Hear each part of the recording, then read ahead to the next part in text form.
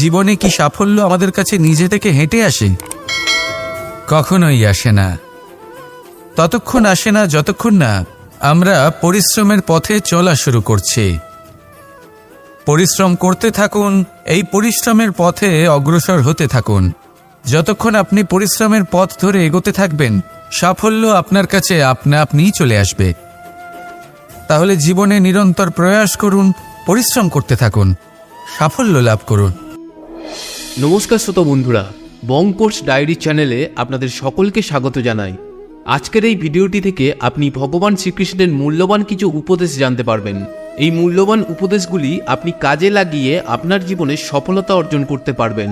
তাই আজকের এই ভিডিওটি অবশ্যই মনোযোগ সহকারে শেষ পর্যন্ত দেখবেন। আর এই ভিডিওটি দ্বারা আপনি যদি উপকৃত হন তাহলে অবশ্যই একটি লাইক করবেন এবং প্রিয়জনদের সাথে শেয়ার করবেন, যাতে তারাও ভিডিওটি দেখে উপকৃত হয়। এবং আপনারা যারা এই চ্যানেলে নতুন তারা অবশ্যই চ্যানেলটি সাবস্ক্রাইব করবেন এবং বেল বাটনে প্রেস করবেন এরকম আরও অনেক ভিডিওর নোটিফিকেশান পেতে। আর কমেন্টে লিখতে ভুলবেন না জয় শ্রীকৃষ্ণ। এবার আসুন ভিডিওটি শুরু করা যাক। জন্ম এবং মৃত্যু, একটি হলো জীবনের সূত্রপাত, আরেকটি জীবনের সমাপ্তি। এটা হলো একটি চক্র এবং প্রত্যেক চক্রের মতোই এটাও যেখান থেকে শুরু হয় সেখানে এসেই সমাপ্ত হয়। অর্থাৎ প্রত্যেক ব্যক্তি যারা জন্ম নিয়েছেন তার জন্মের সাথে এটা সুনিশ্চিত হয়ে যায় যে তার মৃত্যু হলো অবশ্যম্ভাবী। এই সংসারে এমন কিছুই নেই যা চিরকালের মতো থেকে যায়। এবার এটা আমরা সবাই জানি।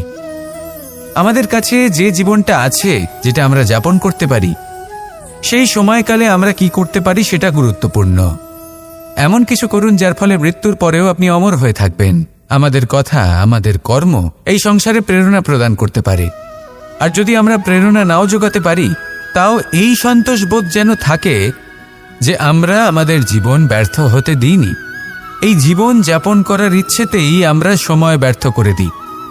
আর এই জীবনকে যাপন করার সর্বশ্রেষ্ঠ উপায় হলো এটাই যে কখন আমাদের মৃত্যু হবে, কিভাবে আমাদের মৃত্যু হবে, এই চিন্তা ত্যাগ করে যেন আমরা বর্তমানে বেঁচে থাকি, আজকে বেঁচে থাকি, আজকে দাঁড়িয়ে কর্ম করি এবং আজ যে সংকট সামনে তার সম্মুখীন হই। ভবিষ্যতের পথ নিজে থেকেই উন্মুক্ত হবে। আপনার জীবনে অনেক বড় বড় বিপদরূপী পাথর আসবে। সেই পাথরগুলিকে এতটাই দুর্বল করে দিন যাতে সেই পথ আপনি অগ্রসর হওয়ার পরেই আপনার পেছন পেছন যে সেই পথ দিয়ে আসবেন তিনিও যেন সহজেই পাথর চূর্ণ করে সামনে অগ্রসর হতে পারেন। মনে রাখবেন, আপনার প্রচেষ্টারও একটা মাহাত্ম্য আছে। যদি আপনি কোনো কেল্লার শিখরে পতাকা উত্তোলন নাও করতে পারেন, তাহলেও আপনার প্রচেষ্টার যে মাহাত্ম্য তা কখনো কমে যাবে না। সেই জন্য প্রচেষ্টা করতে থাকুন আর আমার সাথে ভালোবেসে বলুন, রাধা রাধা। শব্দ, শব্দ আসলে কি? শুধুই কয়েকটি অক্ষরের সমষ্টি, নাকি আমাদের বাণী? এই শব্দ এমন এক শক্তি যা কাউকেই নিজের বশবর্তী করে ফেলতে পারে। শব্দ এমন এক অস্ত্র যা কাউকে ক্ষত বিক্ষত করে দিতে পারে। এই শব্দ হলো একটি নাদ স্বরূপ যা কোনো ঘুমন্ত ব্যক্তিকেও জাগিয়ে তুলতে পারে এবং নিজের লক্ষ্যের দিকে অগ্রসর করতে পারে। শব্দে এত শক্তি আছে যে কারোর মনে এতটা আঘাত দিতে পারে যে সে হয়তো জীবনে আর কখনো এগোতেই পারল না। তাহলে এই শব্দের প্রয়োগ খুব ভেবে চিন্তে করবেন। এবং এই শব্দের মতোই হলো নীরবতা।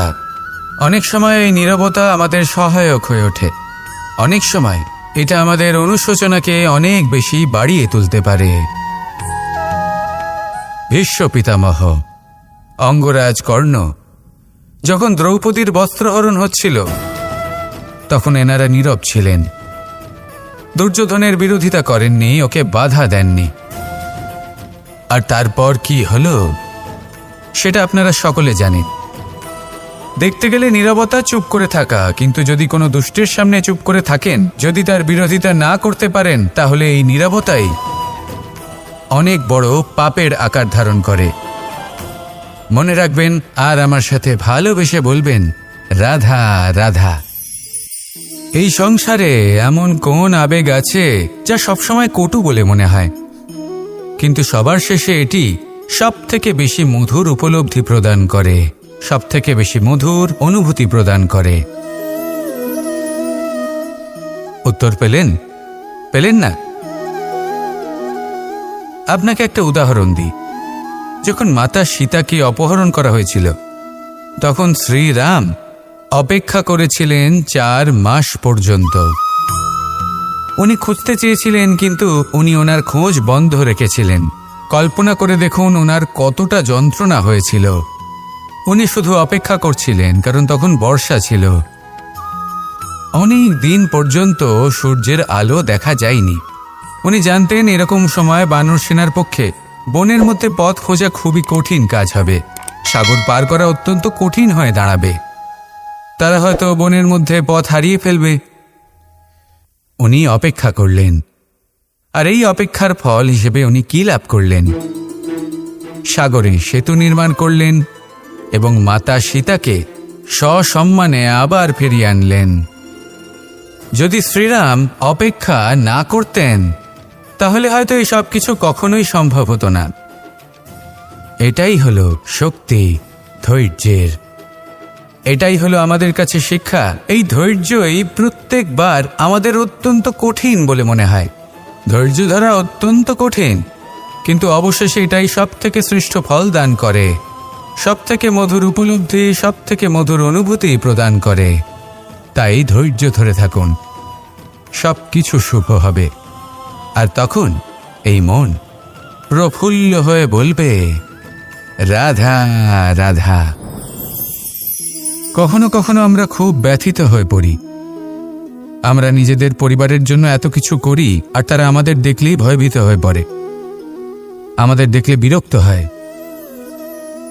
কখনো নিজেদের সন্তানকে বিকাশের পথে অগ্রসর করার জন্য আমরা তাদের উপর একটু জোর দিই, যাতে তারা পরিশ্রম করে, কিন্তু সেই সন্তান আমাদের উপর বিরক্ত হয়ে পড়ে। কখনো সন্তানকে সঠিক শিক্ষা দেওয়ার জন্য আমরা তাদের কিছু সীমা নির্ধারিত করি, তখন সেই সন্তানের চোখে নিজেদের জন্য আমরা ঘৃণা দেখতে পাই। মানুষ কেন ব্যথিত হবে না? দেখুন, যখন সূচের দ্বারা আপনি বস্ত্র সেলাই করেন, তখন সূচের আঘাত সেই বস্তুকে সহ্য করতে হয়, কিন্তু তাতে সেই সূচ বা আপনার উদ্দেশ্যে কোনো প্রভাব পড়া উচিত নয়, কারণ আপনি তো আপনার কর্ম করছেন, আর তাও পূর্ণ নিষ্ঠা ভরে, এবং অবশেষে আপনার উদ্দেশ্য শুভ প্রমাণিত হবে। তাই কেউ বিরক্ত হচ্ছে বলে বা কারোর চোখে নিজের প্রতি ঘৃণা দেখার ভয় কখনো পিছিয়ে যাবেন না। কষ্ট না করে বিকাশ সম্ভব নয়। কর্ম করতে থাকুন, সব কিছু শুভ হবে। আসুন আমার সাথে ভালোবেসে বলুন, রাধা রাধা। সিংহ। কথায় আছে, সিংহ হলো বনের রাজা। কিন্তু যখন সিংহের তথা বনের রাজার খিদে পায়, তখন তাকেও বাইরে এসে কর্ম করতে হয়। কোনো হরিণ নিজে সিংহের সামনে এসে এটা বলে না যে, আরে আপনি হলেন বনের রাজা, আপনি আমাকে ভোজন রূপে গ্রহণ করুন, আমি নিজের প্রাণদান করতে প্রস্তুত রয়েছি। এমন তো কখনোই হয় না। সিংহকে গুহা থেকে বাইরে বেরোতেই হয়, বনে ঘুরে বেড়াতে হয়, ধৈর্য ধরতে হয়, বিভিন্ন ধরনের পরিশ্রম করার পরেই তার ক্ষুধা নিবারণ হয়। হরিণ নিজে থেকে তার কাছে চলে আসে না। সেইভাবেই জীবনে কি সাফল্য আমাদের কাছে নিজে থেকে হেঁটে আসে? কখনোই আসে না। ততক্ষণ আসে না যতক্ষণ না আমরা পরিশ্রমের পথে চলা শুরু করছি।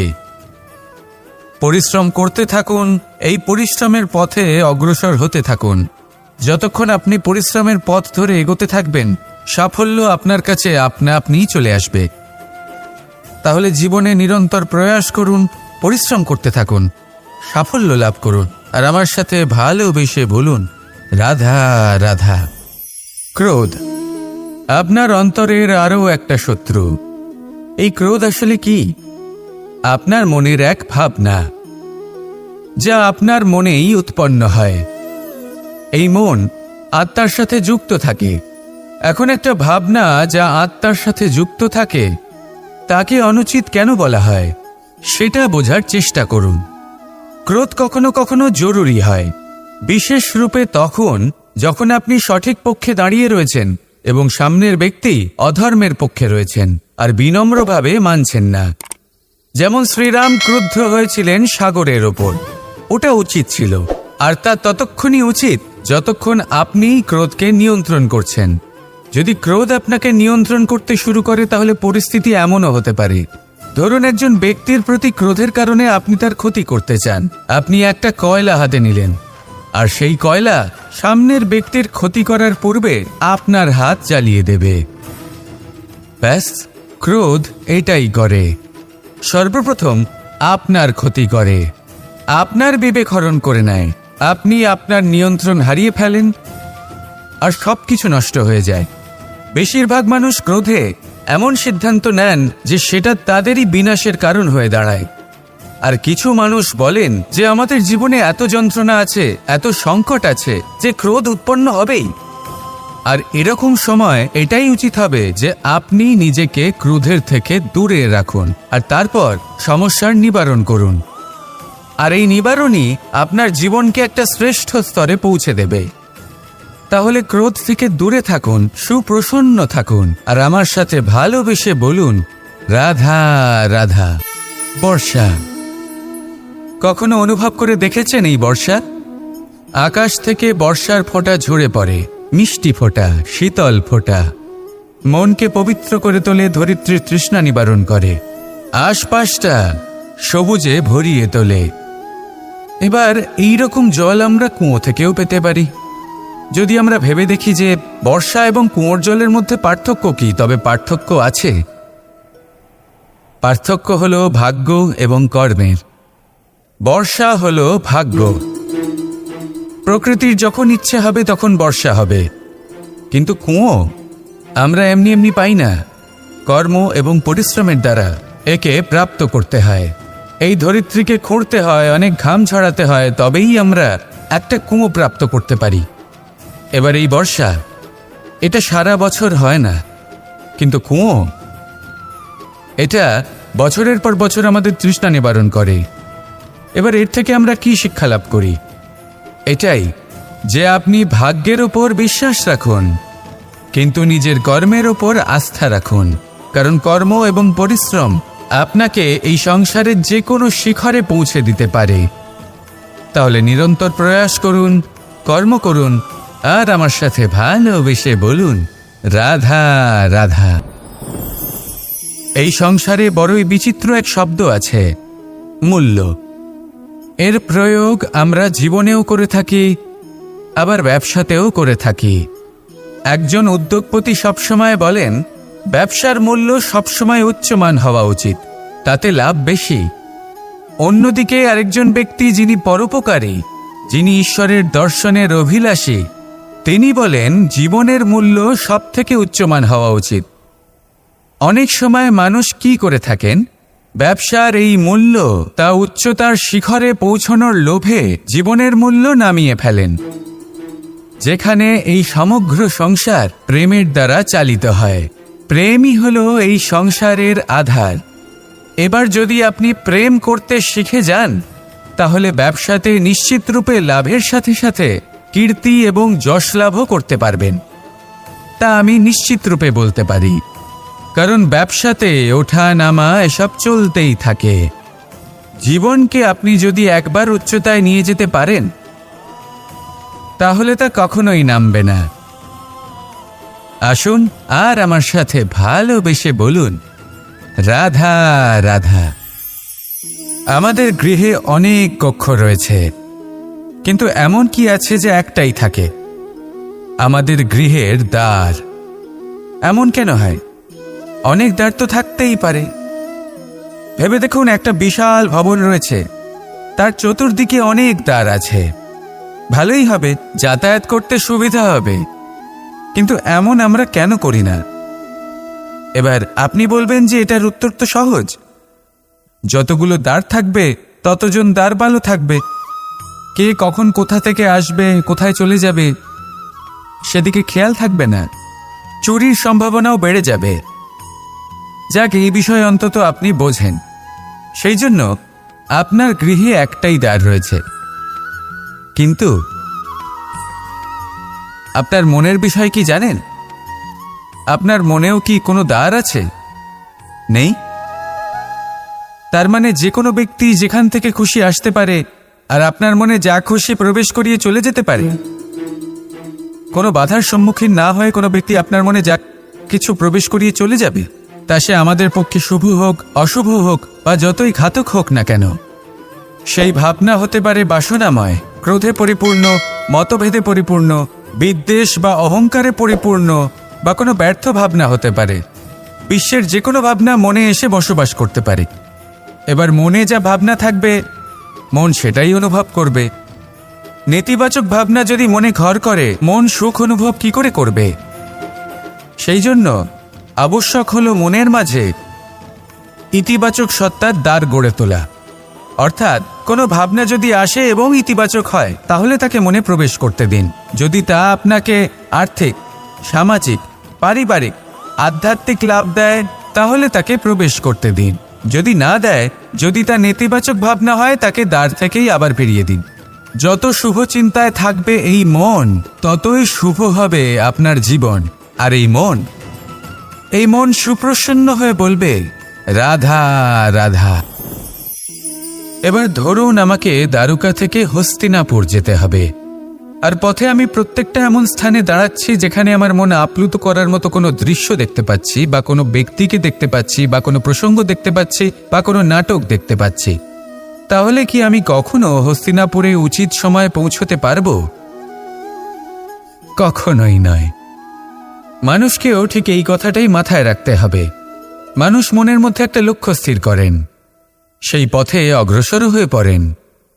এবার সেই পথে এগোতে এগোতে অনেক মানুষজন, অনেক ঘটনা, অনেক সমস্যা চলে আসে, যার ফলে তার মন বিচলিত হয়ে পড়ে। যদি মন বিচলিত হয়ে যায় তাহলে লক্ষ্যের প্রতি কিভাবে একাগ্রচিত্ত হবেন?